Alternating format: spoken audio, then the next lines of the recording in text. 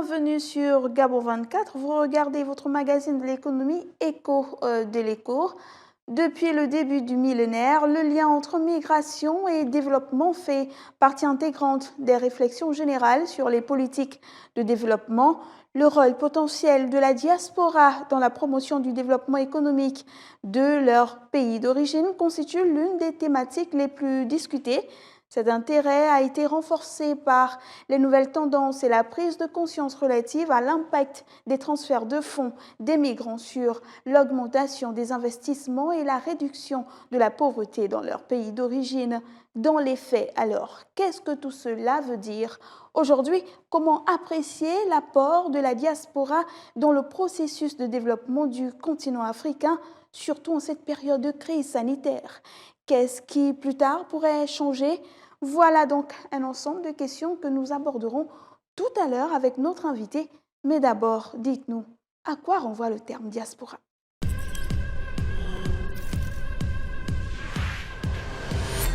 Alors, qu'est-ce que la diaspora? À mon sens, il s'agit principalement de Gabonais de l'étranger. Ça, évidemment, c'est pour parler du pays. En général, il s'agit de compatriotes issus d'un pays, mais qui évoluent dans un autre pays. La diaspora, c'est tous ceux qui vivent à l'étranger, dans un pays étranger. On peut définir la diaspora comme l'ensemble des ressortissants d'un pays présents dans un autre pays. Donc ça va être des étudiants, par exemple gabonais sur le sol français, c'est la diaspora gabonaise. Donc avec ces étudiants, on aura certainement ceux qui sont en mission, ceux qui vivent et voilà. La diaspora, c'est la colonie des Gabonais qui vivent en étranger, à mon avis, bien sûr. La diaspora. Alors franchement là, sur le coup, rien à dire. La diaspora, c'est les habitants d'une nation qui vivent dans une autre nation. Voilà. Et de là-bas, je crois, ils envoient, ils essayent de satisfaire les besoins de ceux qu'ils ont laissés peut-être dans leurs différents pays. Diaspora, voilà un mot bien complexe, mais que nous disent les livres, c'est le mot qui fait l'écho. Une diaspora est la dispersion d'une communauté ethnique ou d'un peuple à travers le monde. À l'origine, ces termes ne recouvraient que le phénomène des dispersions proprement dit.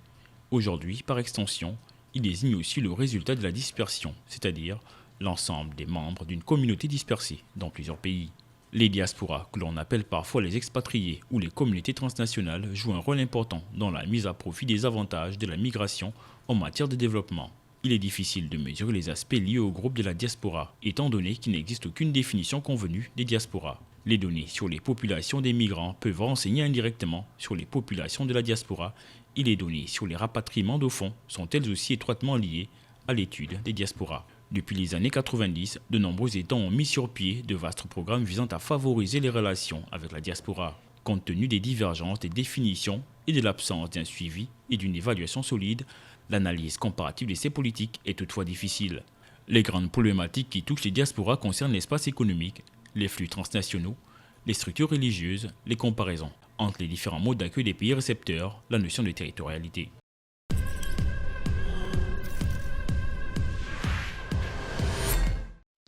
Nous revenons sur le plateau et nous sommes accompagnés de notre invité. Il s'agit de Patrice Anato. Patrice, vous êtes député à l'Assemblée nationale française, mais aussi président du Forum des diasporas africaines. Merci d'avoir répondu présent à notre invitation. Je vous remercie. Vous allez donc répondre à nos questions depuis votre bureau. Vous êtes à Paris en ce moment, c'est ça? Oui, je suis dans mon bureau à l'Assemblée nationale, au Palais Bourbon, plus précisément dans le 7e arrondissement de Paris.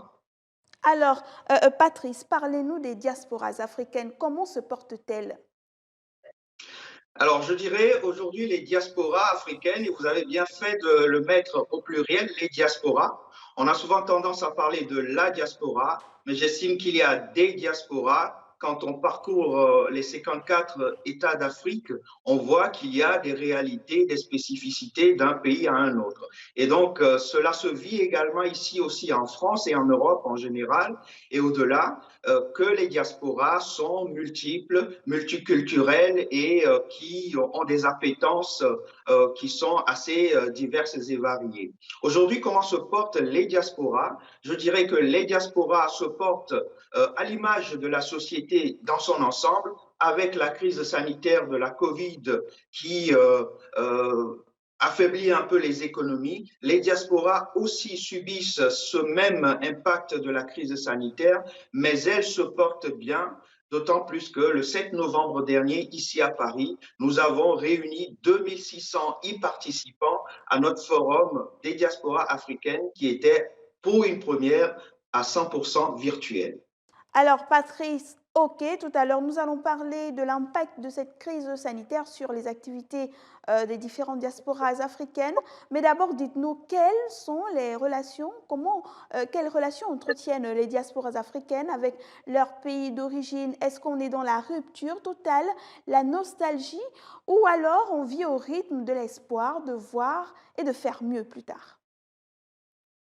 Alors, pour être plus simple, je dirais que les diasporas africaines n'ont pas du tout coupé leurs relations avec les pays d'origine, mais on peut constater qu'il y a effectivement une variation ou une gradation dans les rapports entre les diasporas et le continent. Vous verrez qu'il y a une partie des diasporas qui sont nos pères ou les premiers arrivants, qui, eux, sont restés dans cette relation très forte qui consiste à donner un coup de main à la famille qui est restée au pays sur le plan alimentaire, on va dire les besoins basiques. Et puis, il y a cette deuxième vague des diasporas, celle de ma génération, je dirais, qui souhaite contribuer concrètement au développement du continent à travers des investissements qui apportent un impact social en termes de création de richesses et en termes de création d'emplois sur le continent.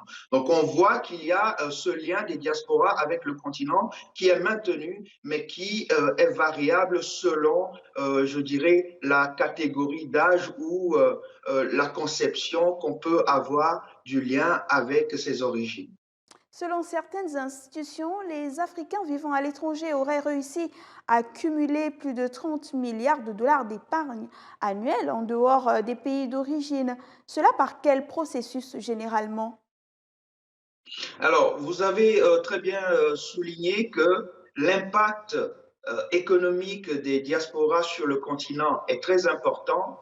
On évalue en tout cas plusieurs estimations qui se rejoignent, évaluent à 30 milliards de dollars l'épargne annuelle des diasporas vers les pays d'origine, ce qui représente 10 fois plus, voire 20, selon les indices qu'on utilise, mais c'est plusieurs fois l'aide publique au développement. Et donc, cette épargne ou ces transferts se font régulièrement par les opérateurs de transfert de fonds, dont je ne citerai pas les noms pour faire la pub à l'un ou à l'autre, ou alors c'est par des virements de compte à compte.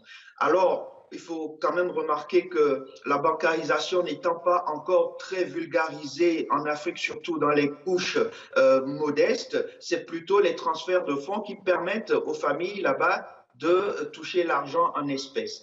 Et c'est par ces moyens que les diasporas envoient énormément d'argent pour les besoins basiques et aussi, comme je l'ai souligné au début, certains commencent à investir dans des projets qui aient des impacts sociaux et aussi en termes de création de richesses.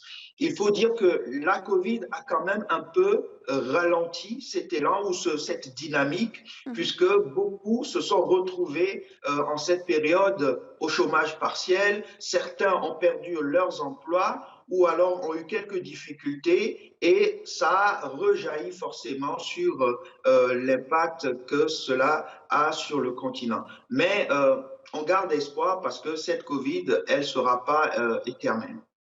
On estime que les diasporas ont un énorme potentiel inexploité en matière de création d'emplois, de développement. Est-ce à dire que quelque part, elles seraient inutiles? Alors, je ne dirais pas du tout ça.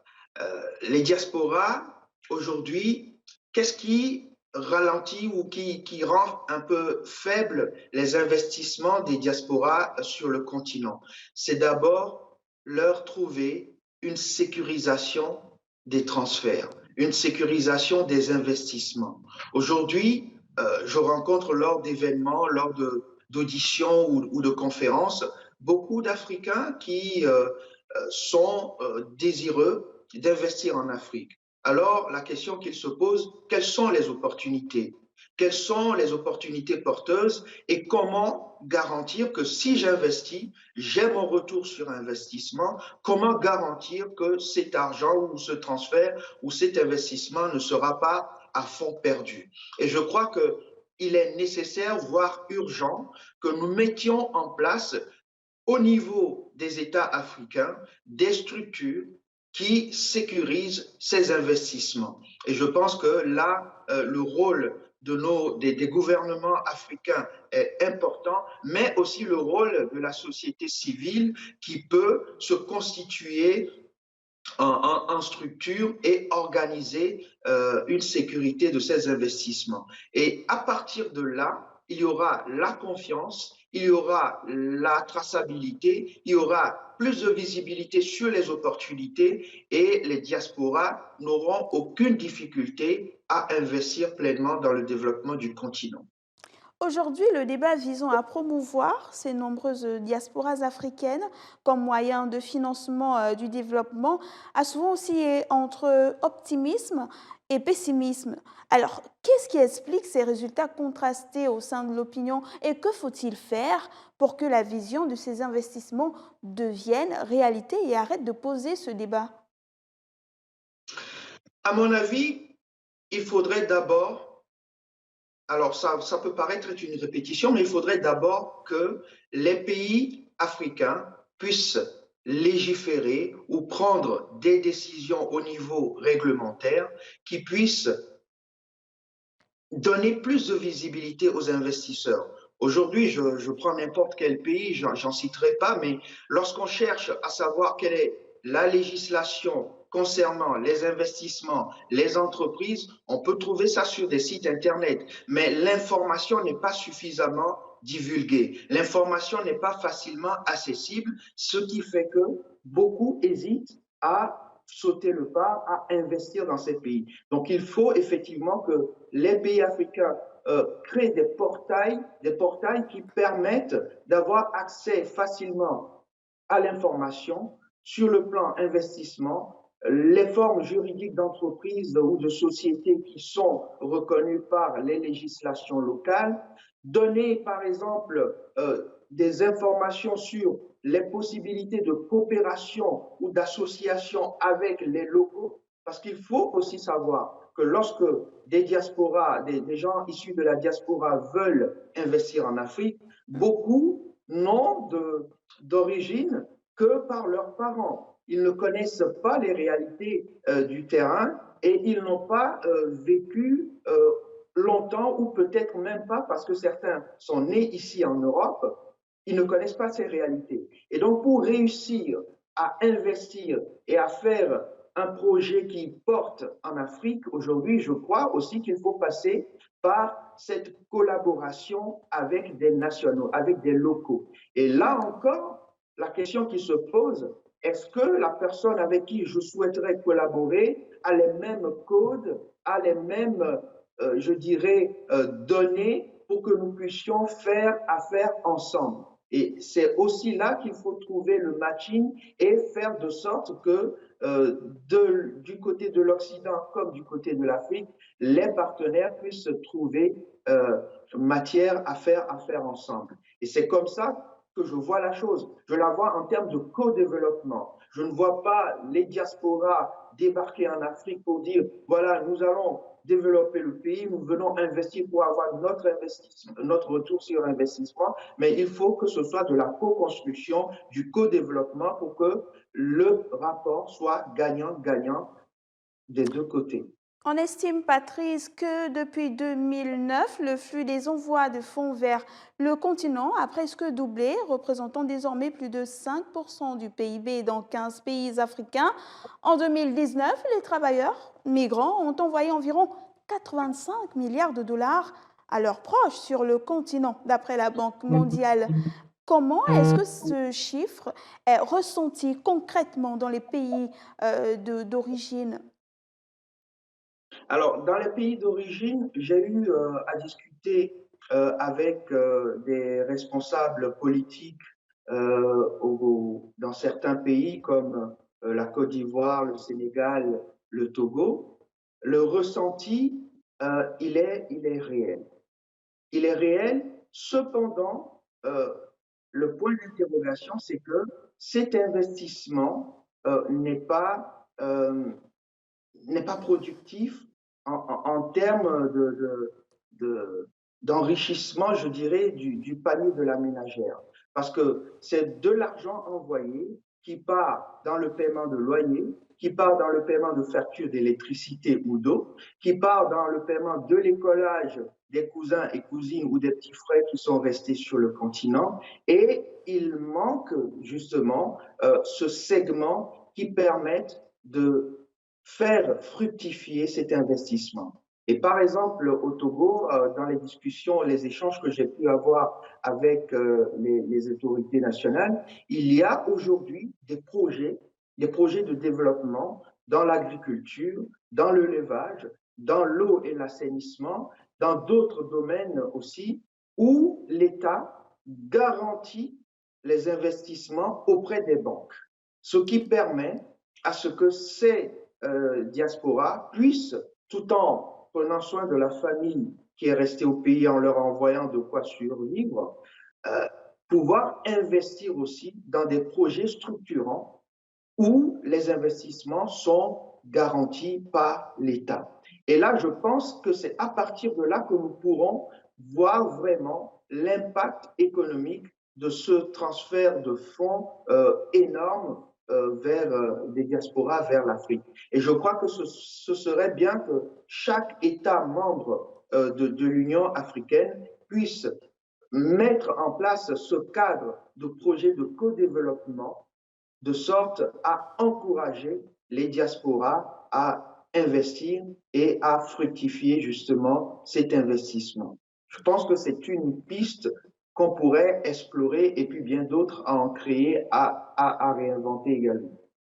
L'Europe et les États-Unis sont les premières régions depuis lesquelles les migrants envoient de l'argent dans les pays à faible revenu. Or, c'est aussi là que la pandémie flambe. Actuellement, les migrants, en particulier les Africains, sont davantage exposés à la crise due à la Covid-19. Malgré tout, la Banque mondiale a révisé le 29 octobre dernier ses estimations sur le transfert d'argent. Lors de la première vague, l'institution craignait que ces transferts chutent de 20% cette année. Elle table désormais sur une baisse de 7% seulement en 2020 et 7,5% en 2021. Pourquoi ce revirement des choses, à votre avis? Alors, je pense tout simplement que l'Afrique a une culture. Elle est marquée par la solidarité. La solidarité, je dirais que c'est une valeur qui fait partie de l'ADN même des Africains. Et je crois que cela a été toujours présent même en situation de crise. Et cette solidarité, malgré l'impact du Covid sur les activités des diasporas en Europe comme aux États-Unis ou ailleurs, n'a pas impacté en tant que tel les transferts. Pourquoi? Parce que la crainte que nous avons eue ici depuis l'Europe ou depuis l'Occident, c'est que cette crise ne mette complètement à terre l'Afrique, étant donné que les infrastructures hospitalières et autres ne sont pas à la hauteur de ce qu'on peut trouver ici en France ou ailleurs. Ce qui a fait qu'il y a eu un élan de solidarité. J'en ai vu beaucoup par des associations ou par des personnes individuelles qui ont pris part à des projets d'investissement dans des lave-mains, dans l'envoi d'alcool pour se laver les mains, et ça n'a pas découragé ceux qui déjà envoyaient de l'argent pour faire vivre la famille. Et je crois que c'est cette résilience et cette solidarité qui est dans l'ADN même de l'Afrique qui a permis que l'impact de la crise ici en Occident ne fasse pas baisser considérablement les transferts de fonds, d'où les estimations qui ont été, à mon avis, revues à la hausse. Avant de nous séparer, Patrice Anato, la question de l'internaute est celle de Léa qui vit en Allemagne. Elle dit: les diasporas connaissent les cultures et les contextes sociaux de leur pays d'origine. Elles maîtrisent également plusieurs compétences obtenues dans les pays où elles se trouvent. Alors, comment faire de cela un atout? Alors, comment faire de cela un atout? Je pense que il y a quelque chose que j'aime beaucoup qui s'appelle la coopération décentralisée.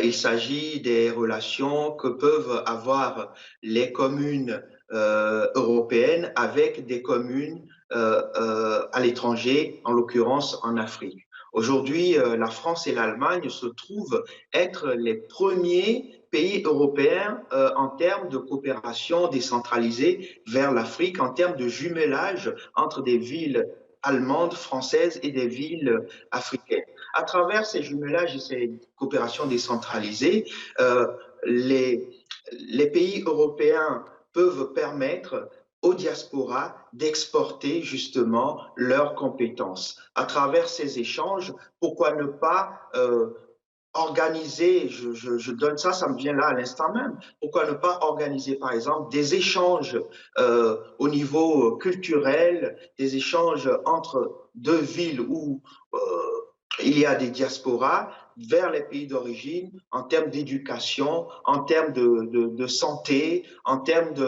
d'ingénierie. Et je crois que c'est à travers cette volonté qui doit être à la fois politique, décentralisée, qui permettront effectivement aux diasporas de pouvoir être utiles aux pays d'origine. Il y a beaucoup d'initiatives qui sont prises aussi par des associations et aussi ces initiatives sont à encourager. Mais pour aller plus loin, justement, il faut, à mon avis, un cadre institutionnel qui facilite justement ces échanges entre les diasporas afin que les compétences acquises ici puissent profiter aux pays d'origine. Malgré la crise sanitaire, les versements des différentes diasporas, disons des migrants à leurs proches, restés au pays ne diminuent pas autant que redouté par certaines institutions internationales dans le monde. La manne de la diaspora dépasse de loin l'aide au développement. L'Union africaine reconnaît que les diasporas africaines elle le reconnaît comme 6e région du continent.